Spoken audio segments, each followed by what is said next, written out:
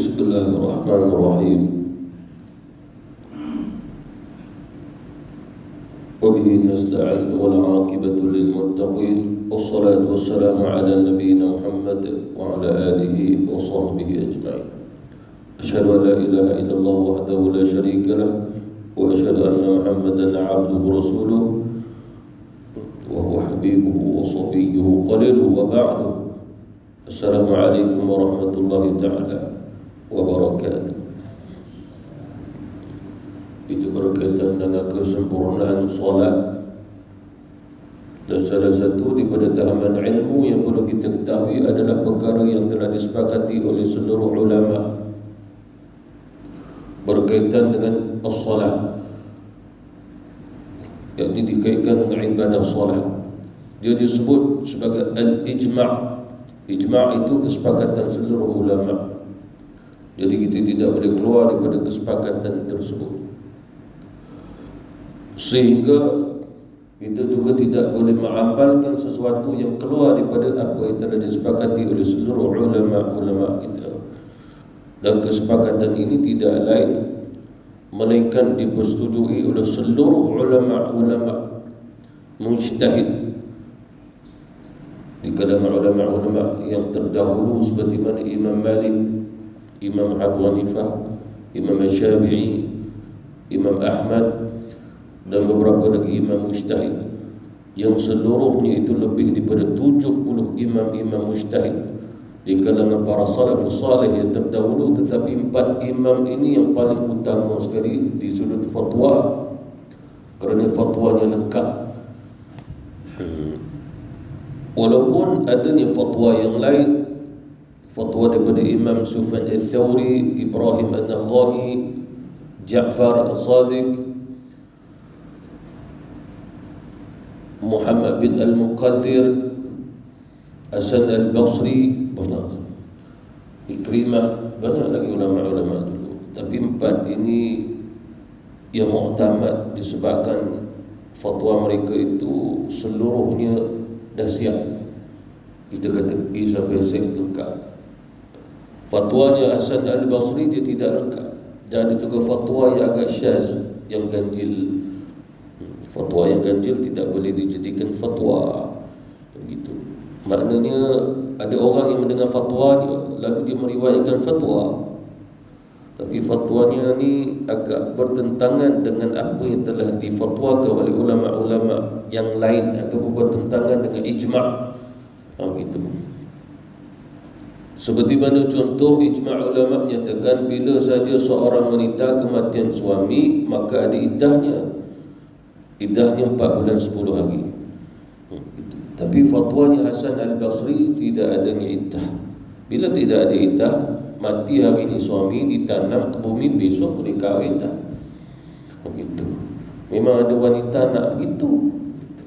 Akhir zaman punya perempuan memang macam tu. Tapi bukan di sini, bukan di Malaysia lah. Tapi lebih kurang tu ada. Syaz, ganjil.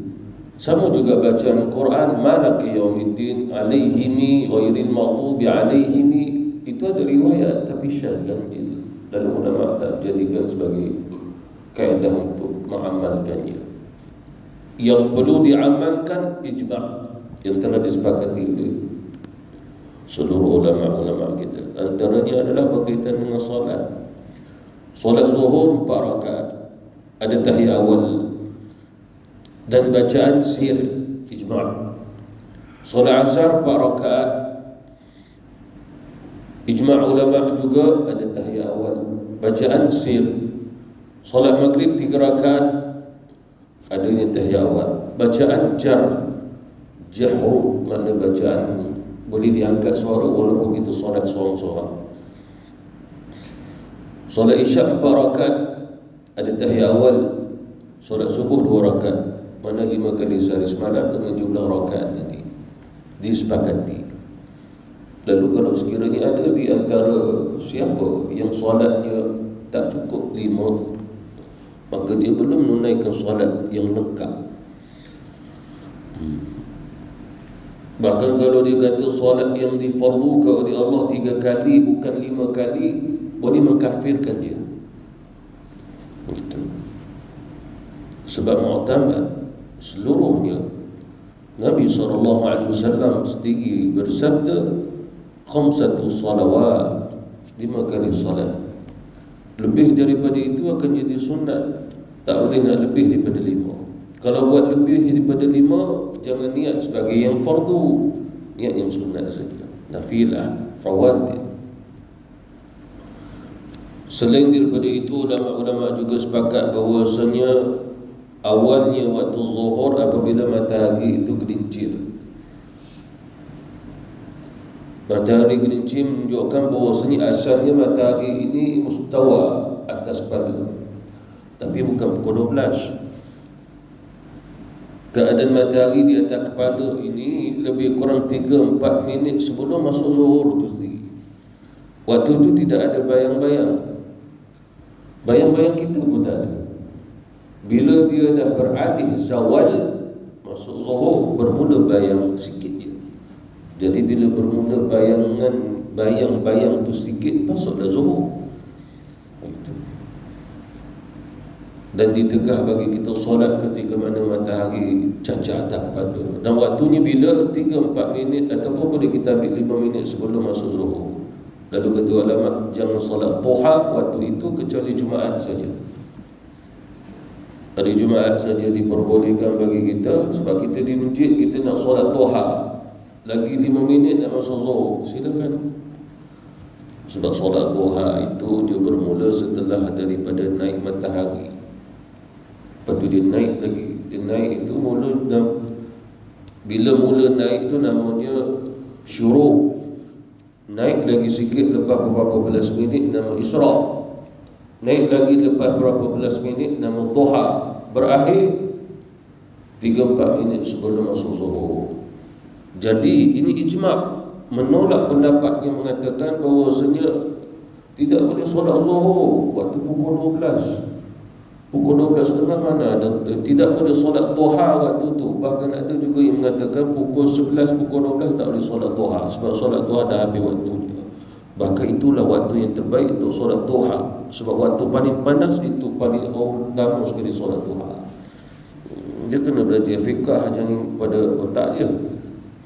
Dan ada juga kebiasaan orang Melayu bila pukul 12 jangan solat sebab matahari atas kepala, walaupun 40 tahun. Kita pernah solat pukul tak sampai pukul 1 dah masuk zuhur. Pukul 1 masuk zuhur, pernah zuhur 1.30 pun ada. Tapi hamba Allah Ta'ala ini pukul 12 je tak boleh solat sebab matahari cacat atas kepala. Gitu. Asal pukul 12 je tak boleh solat. Orang macam ni kena tanyanya, pernah pergi Indonesia? Pernah. Habis di Indonesia pukul 12 pun tak boleh solat lah. Pada waktu tu dah berubah. Kita sini pukul 1, sana mungkin pukul 2, ataupun sini pukul 1, sana pukul 12. Tak pun suruh dia pergi Sabah, Sarawak, Labuan ke. Begitu. Jadi jangan kita menyatakan pukul 12.30 hari itu matahari cacat atas kepala yang difatwakan oleh ulama ijma' sepakat. Hanya 3-4 minit sebelum masuk zuhur itu matahari atas kepala. Tunggu, jangan solat apa-apa, kecuali tahiyatul masjid dalam mazhab Syafi'i. Itu pun dalam masjid. Kalau dalam rumah tidak boleh, sebab rumah kita pun bukan masjid. Gitu. Hanafi, Maliki, Hanbali tidak boleh solat tahiyatul masjid waktu matahari atas kepala, walaupun dalam masjid. Gitu. Nanti kita belajar tentang waktu-waktu yang ditegah jangan solat. Cuma kita kena tahu hikmahnya mengapa dilarang waktu tu jangan solat, sedangkan kita nak solat. Bukan solat fardu, solat sunat. Seperti mana contoh, lepas saja kita dah solat fardu, mengapa tak boleh lagi nak solat sunat? Lepas kita dah solat fardu asar, kenapa tak boleh solat sunat? Lepas tu pula tegak matahari atas kepala, kenapa tak boleh solat sunat? Matahari nak terbenam 3-4 minit, matahari nak terbenam, kenapa tak boleh solat sunat? Kita nak solat. Itu. Jadi Allah Subhanahu wa taala menegahnya hukumnya daripada Rasulullah sallallahu alaihi wasallam. Cuma kita kena tahu juga hikmahnya mengapa itu nanti insya-Allah. Jadi ulama sepakat bahawasanya masuknya waktu zuhur bila matahari itu dah gelincir. Seperti mana waktu hari ini sepakatlah. Kita tak boleh kata khilaf. Kalau sekira zuhur tu 1:05 minit, 1:10 minit, 1:12 minit, sepakat itulah waktunya, maka kita kena terima je. Jangan lajakkannya. Sebab itu waktu ini disepakati oleh seluruh ulama-ulama kita. Kemudian yang disepakati juga adalah waktu maghrib. Apabila terbenamnya matahari, seluruh ulama-ulama kita sepakat itu waktu maghrib. Kenapa tidak disebut waktu asar? Sebab waktu asar masih dikhilafkan oleh ulama. Antara Imam Abu Hanifah masih khilaf. Waktu asar masuk pukul berapa sebenarnya? Bila waktu asar tu dia tak sama seperti mana waktu kita, maka berakhirnya zuhur pun tentulah tak sama. Seperti mana fatwa Imam Abu Hanifah, waktu asar tu masuk bila bayang-bayang tu dah 2 kali ganda.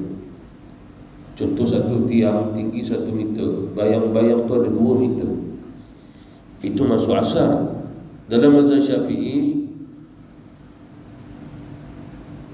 asar itu masuk apabila bayang-bayang tu dah setinggi 1 meter tu, dengan objek pun 1 meter, lebih sikit saja.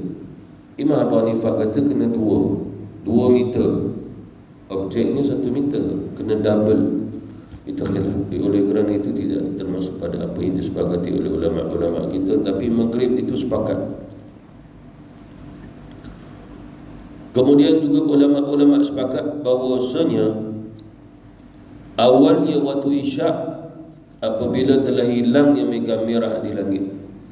Mega merah ni maknanya waktu itu masih maghrib, tapi bila hilang maka di langit itu gelap, maka bermulalah awalnya waktu isyak itu. Dan ulama juga sepakat apabila terbitnya fajar sadiq maka masuknya waktu subuh. Sepakat. Kita dah disepakati dengan waktu maghrib dan juga subuh disebabkan ada kaitan dengan puasa. Kalau tidak sepakat jadi susah. Lebih-lebih orang mencari sesuatu yang tidak disepakati. Contoh, satu waktu menulis menetapkan subuh itu berakhir pukul 6. Lepas tu tengok waktu yang lain. Ini contoh kalau khilaf. Ulama ni kata pukul 6 suku, ulama ni kata 6.20. Dia makan lagi, ambil waktu 6.20. Sebab apa? 6.20 baru masuk subuh. Kita berpegang dengan pukul 6, dia berpegang waktu lain. Kerana tidak ada masalah sebab ulama khilaf. Saya tak mahu mengambil hukum pukul 6.20 minit. Awak nak ambil pukul 6, pukul 6 lah.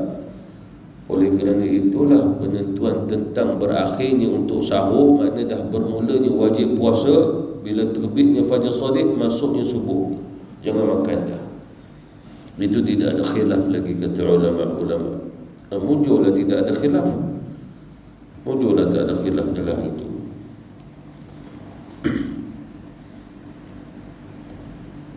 Kemudian juga kata ulama-ulama kita bahawasanya menyegerakan untuk solat fardu maghrib itu dengan solat pada awal waktu juga telah disepakati ulama itu yang paling utama. Jangan lewatkannya kecuali pada bulan Ramadan saja. Itu pun jangan terlalu lewat. Terlalu lewat apa maksudnya? Mungkin tinggal 10 minit nak masuknya isyak ataupun 5 minit nak masuk isyak, baru selesai makan pergi solat. Kalau dia tahu kuatir terlewat, maka bila dah buka puasa makan kurma minum air, pergilah solat dulu. Sebab dia tahu dia makan lambat-lambat. Lebih-lebih lagi dia makan ke hotel tu, buffet dia makannya. Ambil itu, ambil ni, ambil itu. Mana boleh bayar 150. Yang ni kawannya bayar 170. Takkan nak makan macam makan Maggi goreng je. Lalu ambil. Isyak masuk pukul 8.20. Dia tengok jam dah 8 suku, maghrib belum solat. Tak apa, kita pergi sembahyang maghrib dulu. Jangan begitu. Disebabkan ulama telah bersepakat solat pada awal waktu maghrib. Walaupun bulan Ramadan jangan terlalu lama sangat, walaupun dah makan, maka jangan mentakhirkan solat fardu maghrib. Bukan ditegah untuk makan, tapi jangan terlalu lama-lama. Walaupun makan berat, makan nasi. Kadang-kadang kita pun buka puasa makan nasi. Kat masjid saya pun buka puasa makan nasi. Makan dulu. Berapa lama kita bagi waktu? Setengah jam. Ada makcik-makcik dia tak setuju, makanlah kurma dulu lepas tu solat. Tapi kita nazir, kita kata taklah, kita terus makan berat dah. Bila dah makan berat-berat betul, solat pun berat malam tu. Tarawih jadi berat. Kita buat solat 20 rakaat, 8 dia dah celur balik. Sebab apa? Ngantuk. Tapi orang yang hanya berbuka puasa berpada-pada kurma, minum air, lepas tu makan buah sikit, lepas tu makan kuih, tunggu habis tarawih barulah dia balut. Contohlah, insya-Allah solat dia ada kekuatan. Dia balas dendam tu, tak ada masalah. Dah habis tarawih, dah habis witir, dia pun boleh niat sahur. Dalam mazhab Syafi'i, seseorang boleh niat sahur kalau makan tengah malam, tapi tidak afdal. Afdalnya hujung malam juga. Hujung malam bila maksudnya hujung malam ni sebelum subuh, lebih kurang setengah jam sebelum subuh makanlah. Lebih baik lagi nak masuk subuh tu lah makan. Imsak 10 minit. Tapi tengok apa yang kita makan. Kalau sekadar kita makan kurma, minum air, hujung-hujung je lah. Tapi kalau kita makan nasi, ambillah setengah jam.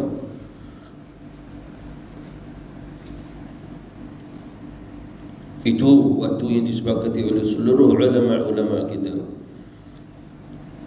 Dan ulama juga bersepakat, barang siapa yang solat subuh, matahari belum naik walaupun dah nampak cerah, tapi matahari belum naik, maka solatnya sah. Ijma' kata ulama. Disebabkan apa?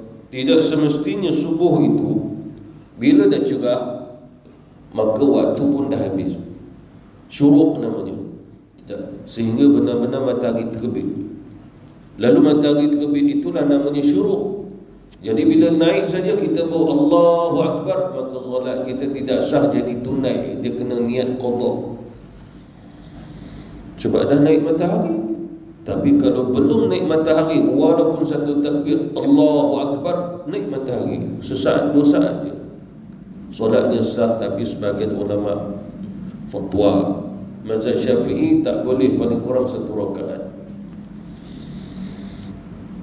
Ada mazhab kita, mazhab ulama kita Allahu Akbar baru 2 saat matahari naik, solatnya sah. Sebab takbir dia masih dalam 2 saat terakhir masuk dia, dah nak habisnya subuh.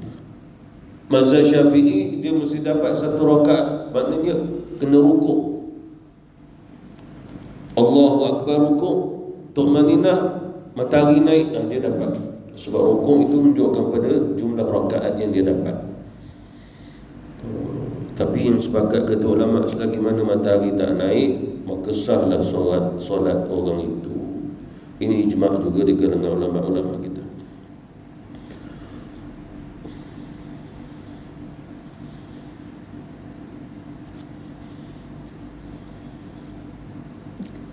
Ulama juga bersepakat, sekiranya kita menghadapi musim panas, ini difatwakan oleh seluruh ulama. Seperti mana Imam Syafi'i pun berfatwa, kalau sekiranya kita sendiri di sini di Malaysia ni mengalami musim panas, tapi kita tak mengalaminya, tapi di negara Arab, negara barat ada musim panas, panas yang sungguh-sungguh panas. Walaupun dalam masjid ada aircon, ada kipas, bahan panas terasa saja. Tetapi bahan panas itu pelan-pelan lama-lama menghilang juga. Cuma taklah hilang seluruh dan sepenuhnya. Lalu ulama-ulama kita berfatwa, telah sepakati seluruh ulama, sunat ditakhirkan, dilewatkan sedikit.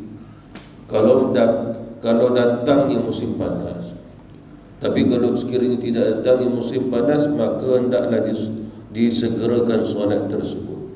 Imam Syafi'i pun fatwa begitu, dan imam-imam yang lain. Macam kita mungkin di luar panas, masuk masjid Surau dah sejuk, jadi kena solat awal waktu. Tapi kalau sekiranya benar Allah Subhanahu Wa Taala menguji kita dengan musim panas, seluruh ulama sepakat takhirkan. Kalau contohlah Zuhur tu masuk pukul 1:10, takhirkan sehingga bersepakatlah jemaah kita agak-agak ni hilang, nak bagi hilang sikitlah panas ni, bukan hilang semua pukul berapa, dalam pukul 3:30. Bolehkah kita kumpul 3:30? Azan biarlah pukul 1:10, nak solat tu okey, saya datang, tidak ada masalah.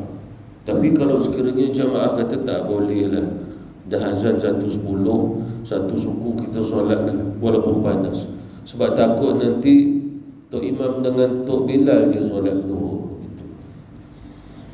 Khawatir pula Tok Imam balik tidur, lepas tu solat dia seorang ke rumah. Lalu akhirnya kesepakatan jemaah kita solat je lah walaupun panas. Berlaku zaman Rasulullah. Datang sahabat Rasulullah, ya Rasulullah, panas ni bahang sungguhlah Rasulullah. Mengingat bila kami sujud, dahi kami kena atas lantai, terasa panas tu ya Rasul. Dalam sujud pula kena baca Subhana Rabbiyal Azim wa bihamdi. Lalu nak baca Subhana Rabbiyal Azim wa Subhana Rabbiyal A'la itu wa bihamdi, sekali itu pun terasa panas ni dahi ni. Tapi nak kena baca 3 kali. Awalnya Rasulullah dia solat awal waktu. Lepas tu Rasulullah sendiri terasa disebabkan Allah Subhanahu Wa Taala bagi tahu kepanasan bahang panas tu sebab hembusan daripada api neraka. Rasulullah tahu. Allah bagi tahu kat Nabi. Barulah Rasulullah pun bersabda, baridu, sejukkan dulu. Sehingga Rasulullah dengan para sahabat lazimnya musim panas takhirkan solat. Takhirkan maksudnya macam 3:30 tadilah. Tunggu waktu tu panas tu tak tahu apa kan nak rasa. Itu juga telah disepakati oleh ulama-ulama kita boleh dilakukannya. Ulama kita juga sepakat kalau sekiranya kita menunaikan haji, maka solat jamak dan juga qasar bila waktu zuhur dan juga asar itu di Arafah. Maghrib dan Isyak jamak dan qasar ketika mana di sana? Yakni maksudnya apabila seseorang bergerak, yang tadi Arafah ni bila bergerak dia pergi Mina, pergi Muzdalifah, bermalam di sana. Jamak dan qasar. Ini sepakat seluruh ulama. Sebab ada ulama kata kalau selain daripada yang saya sebutkan tadi di Arafah ke Mina, Muzdalifah, ada ulama kata ditegah, tidak disunatkan. Tetapi bila berada di Arafah, Mina, Muzdalifah, jamak qasar memang disepakati. Memang betul kalau kita pergi buat haji sampai ke Arafah memang akan solatnya jamak qasar terus zuhur dan asar. Dia jamak dia bila jamak takdim zuhur, 2 rakaat. Bila bermalam di Muzdalifah, Mina, solat maghrib terus solat isyak. Lalu tak ada dah solat isyak dah, walaupun isyak dah masuk sebab ada solat jamak takdim ijma'. Sebab Rasulullah sallallahu alaihi wasallam melakukan demikian.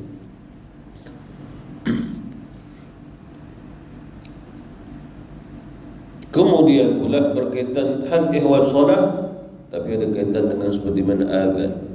Kata ulama-ulama kita bahawasanya ijma' ulama telah disepakati seluruh ulama-ulama kita, iaitulah sunnah apabila azan menghadap ke arah kiblat.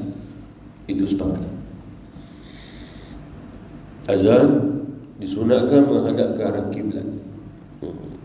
Walaupun begitu tidak diwajibkan oleh ulama-ulama kita, melainkan perkara itu hanya disunatkan saja, kata ulama-ulama kita.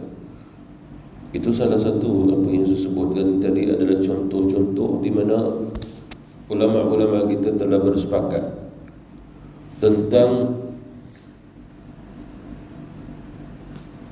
waktu-waktu solat, tentang perkara-perkara yang jangan keluar daripada kesepakatan itu. Maksudnya apa? Kalau kita berada di Arafah, kita jangan sampai aku tak mau jamak qasar, aku nak solat biasa. Masuk zuhur, solat zuhur, masuk asar, solat asar.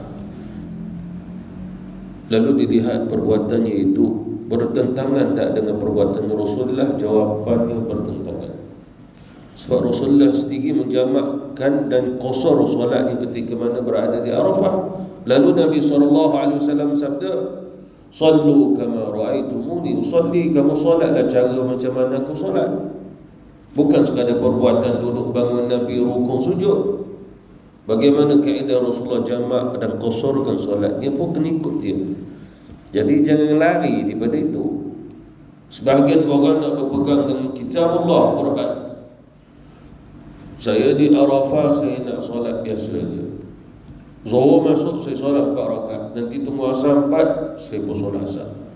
Sebab Allah berfirman, "Inna salata kanat 'alal mu'minina kitaban mawquta." Kitaban mawquta, solat pada waktu dia. Tetapi hendaklah kita ketahui, Rasulullah ketika itu bermusafir, lalu Allah Subhanahu wa taala perintah Nabi solat jamak dan dikosarkan. Lalu Nabi melakukannya.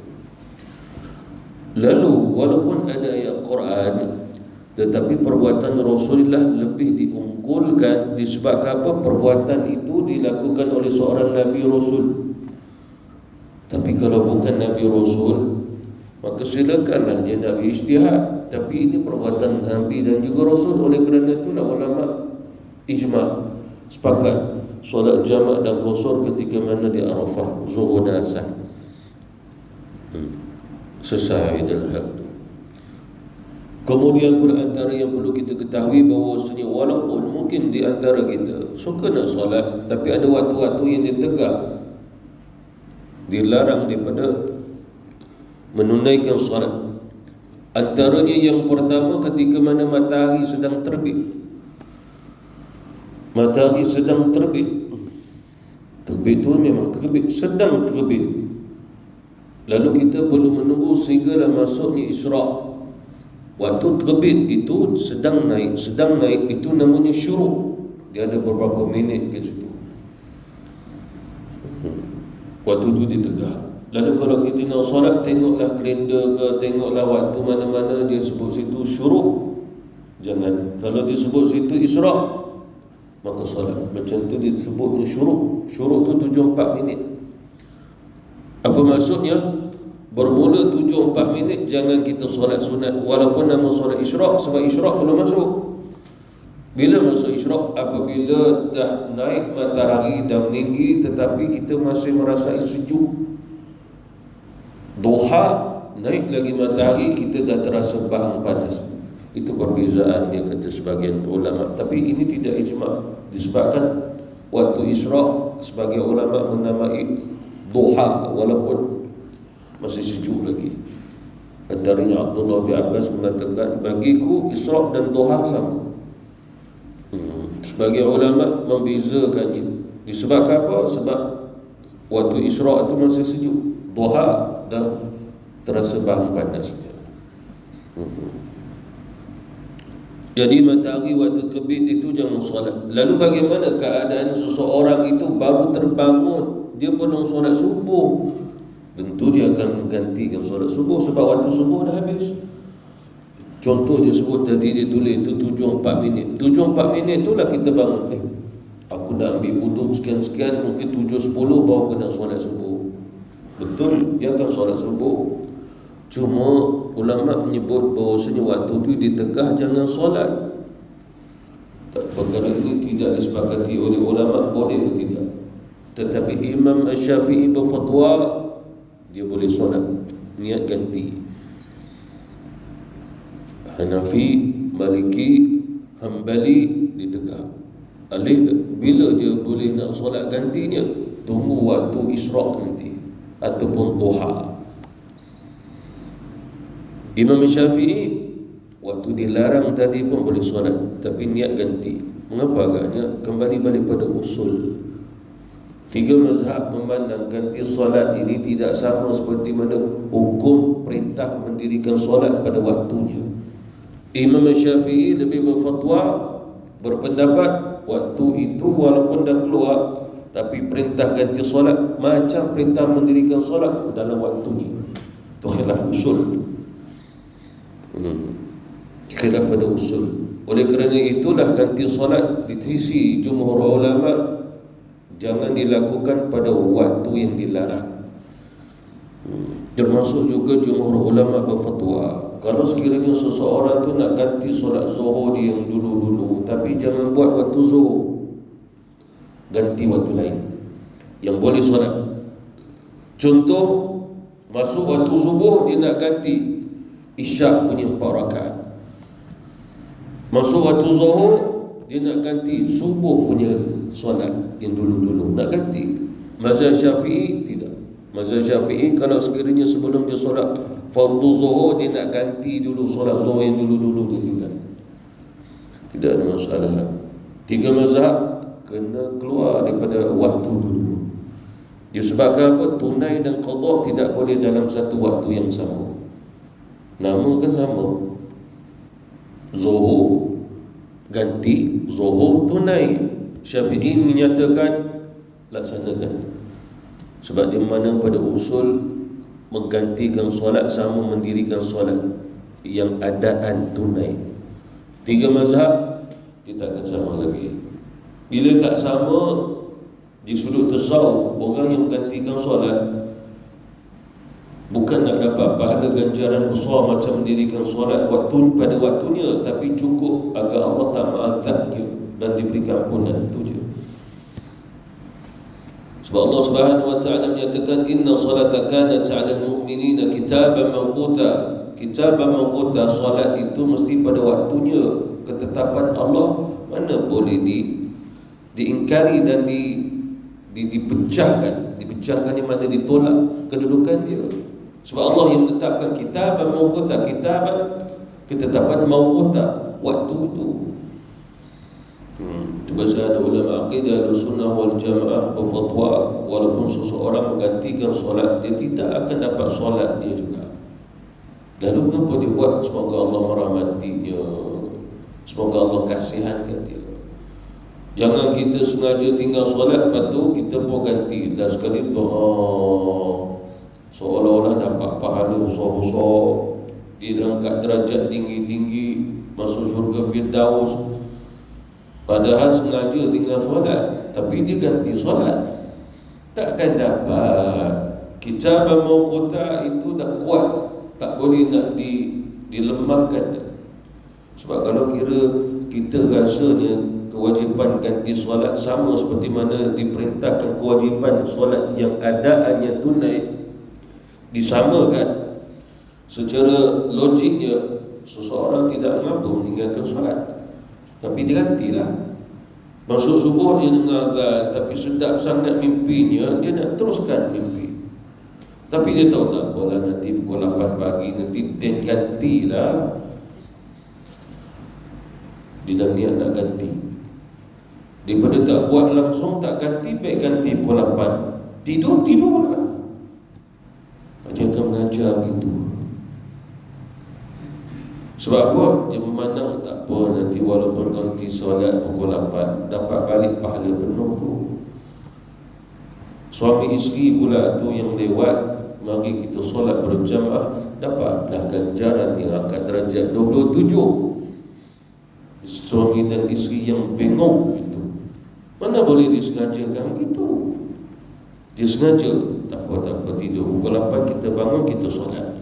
Asalkan solat, jangan tak solat walaupun ganti. Maka dia dah meremeh-remehkan kewajipan kita bermawquta. Itu kita kena tahu juga. Jadi itu waktu yang pertama, waktu matahari sedang terbit, kita jangan solat, kecuali solat ganti subuh itu. Solat sunat jangan juga, disebabkan perlu mendahului akan solat fardu, sebab dia tinggal solat fardu. Jadi jangan dia solat subuh. Solat sebelum subuh tu pun mungkin dia nak ganti, jangan waktu tu. Solat fardu subuh dulu ganti.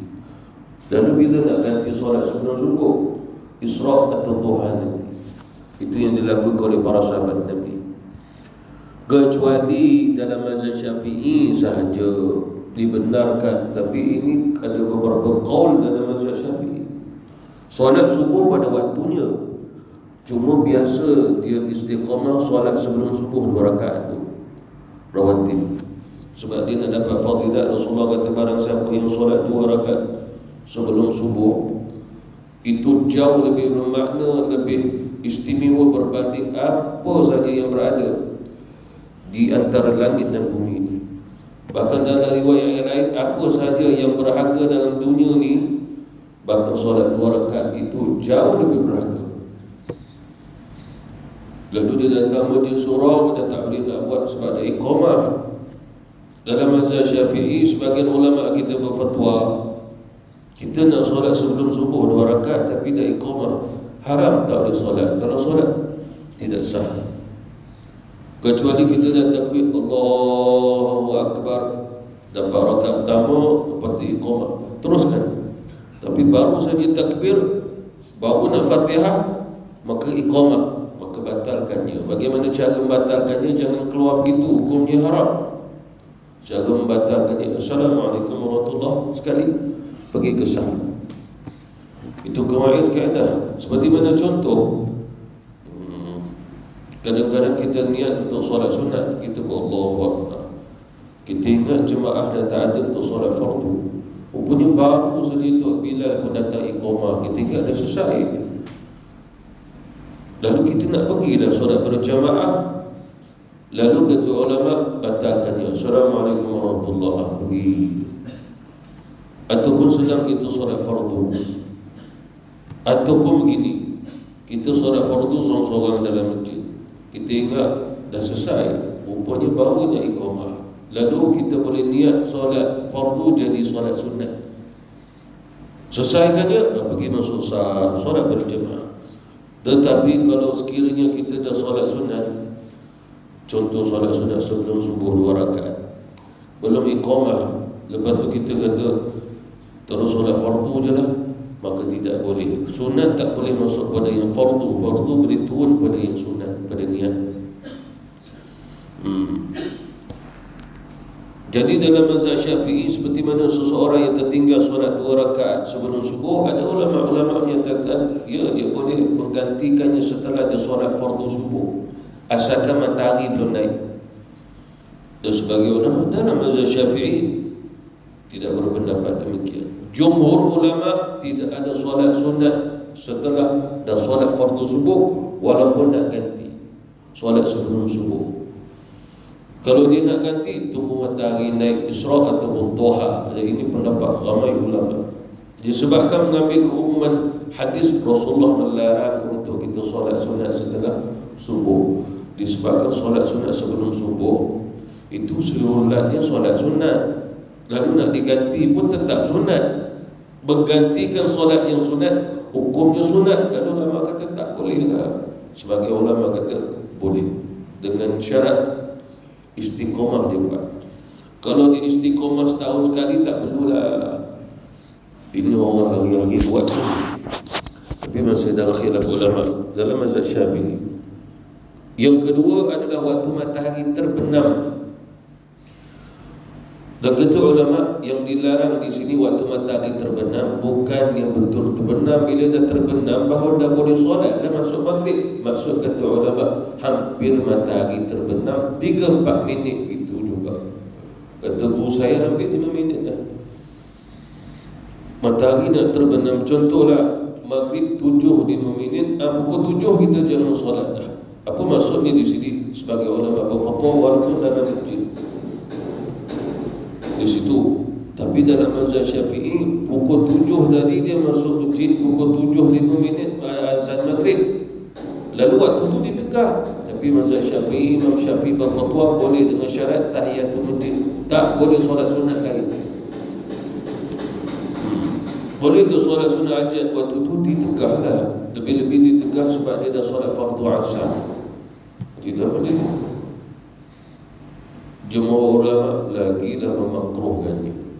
Contoh kita masuk masjid nak solat tahiyatul masjid, tapi waktu itu dilarang. Jumhur ulama melarangnya. Kalau dia masuk masjid belum solat asar, dia nak tahiyatul masjid, silakan. Tapi kalau dia dah solat fardu asar, lepas tu dia balik rumah, masuk balik ke masjid sebab nak solat maghrib tapi belum masuk maghrib, jumhur ulama melarang. Kecuali kalau dia mari ke masjid belum solat asar, dia nak tahiyatul masjid dulu, lepas tu solat fardu asar, walaupun di akhir-akhir waktu. Jadi ulama kita berkhilaf, cuma jumhur ulama kata jangan solat waktu itu. Kemudian yang tiga, waktu istawa, matahari atas kepala, ditegah. Sebagai ulama ditanya mengapa agak ditegah waktu itu. Sebab itulah waktunya neraka jahanam sedang hembuskan nafas itu, sehinggalah dalam 1 jam begitu sampailah ke kita. Masuk zuhur tu, udara kepanasan bahang dia tu, nyawa dia tu, nafas dia tu sampai kat kita, terasa. Kat sini dah rasa dia tolak sampai seluruh dunia rasa kepanasan bahang dia. Tu yang Rasulullah izinkan kita untuk lewatkannya, yang zuhur tadi. Tapi mula dia menghembus itu waktu istawa, matahari atas kepala. Kecuali Nabi izinkan waktu hari Jumaat, sebab Allah Subhanahu Wa Taala melarang neraka itu jangan dia bernafas pada ketika itu. Hari lain dia akan bernafas, 2 kali dia akan bernafas. Itu dilarang. Sebab dia ada nafas besar, dia ada nafas kecil. Itu nafas kecil. Nafas besar dia adalah 2 kali setahun, musim sejuk sekali, musim panas sekali. 6 bulan.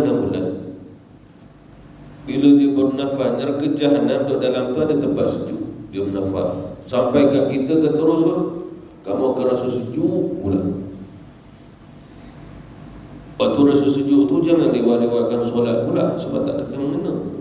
Cuma terasa dengan kesejukan itu yang mana menyebabkan jadinya musim sejuk, kata Rasulullah SAW. Yang keempat, setelah solat fardu subuh. Apa maksudnya di sini? Lepas kita dah solat fardu subuh, jangan kita nak solat hajat, solat taubat, solat istikharah. Tidak dilarang.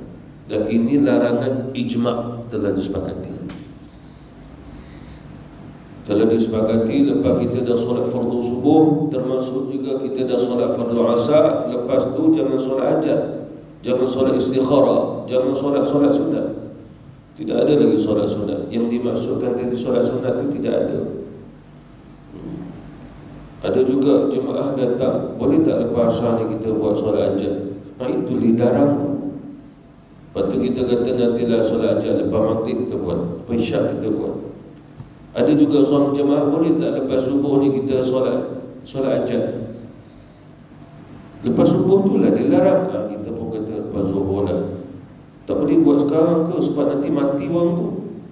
Biarlah mati sebelum kita buat solat hajat sebelum mati. Allah nak jawab macam mana? Orang tu sakit kan, mendekat, dia dah kritikal. Doa lah moga Allah Subhanahu Wa Taala panjang umur dia. Tapi waktu dia dilarang. Lalu nak solat apa? Tak semestinya solat. Doa lah kepada Allah, munajat lah kepada Allah. Bila dah masuk waktu yang boleh, tak perlu tunggu jamaah, seorang-seorang saja. Seperti mana hadis sahih Rasulullah kata, apabila di antara kamu ada hajat, hajat dunia atau hajat akhirat. Hajat dunia maknanya sakit, nak sembuh, tu dunia. Urusan susah, nak bagi senang, tu dunia. Akhirat, fikir sendirilah macam-macam cerita di akhirat. Lalu kata Rasul, kamu berwudu, kemudian solatlah 2 rakaat. Lalu ulama menamakan solatnya hajat. Lalu ulama kita berfatwa, adapun solat hajat secara berjamaah hukumnya mubah. Mubah tu harus. 3 mazhab makruh. Syafi'i je mubah. 3 mazhab makruh solat hajat berjamaah. Kenapa agaknya makruh? Sebab kita seolah-olah mensyariatkan jemaah yang, sebab solat berjemaah dah ada syariat dia, ketetapan. Antaranya Idul Fitri, Idul Adha, Tarawih, Qiyamul Lail berjemaah. Gerhana khusuf, gerhana bulan, gerhana matahari. Tapi ni nak solat hajat berjemaah, Mazhab Syafi'i mubah, harus, tidak disunatkan. 3 mazhab dimakruhkan. Satu mazhab baru bid'ah. Satu mazhab lagi itu bid'ah terus. Itu kan. Tu yang kita akan tengok, ada orang bila buat solat hajat lepas Zuhur ke, lepas Maghrib, lepas Isyak ke, ada dia bangun dia tak buat. Jangan marah kat dia sebab dia ambil pendapat bid'ah. Betul tu. Sebab Nabi tak pernah buat. Cuma hukum pada fiqh mengharuskannya. Itu je. Wallahu ta'ala alam. Jadi insyaAllah nanti satu kuliah lagi kita akan sambung berkaitan dengan maksud di sebalik mengapa dilarang tu. Tetapi Allah Subhanahu wa ta'ala tidak melarang kita untuk solat 24 jam dekat Masjidil Haram. Mengapa agaknya? Nanti kita belajar. Di Masjid Nabawi tak termasuk larangan.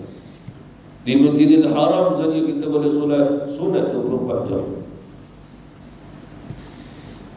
Tak ditegah waktu-waktu itu kerana itulah lepas kita solat fardu subuh bersama imam Masjidil Haram, kita pun bangun solat hajat, solat taubat, istikharah. Sebab tidak ditegah, diperbolehkan. Matahari atas kepala pun kita solat lagi. Bukan tahiyatul masjid nak solat hajat.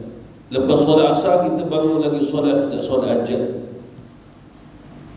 Sebab sana 24 jam. Tapi Masjid Nabawi ditegah, dia tidak termasuk batas-batas tu. Maknanya pengkhususan. Nanti insyaAllah kita belajar mengapa ditegah tak boleh itu. Wallahu a'lam. Wabillahi taufiq wal hidayah. Wassalamualaikum warahmatullahi wabarakatuh.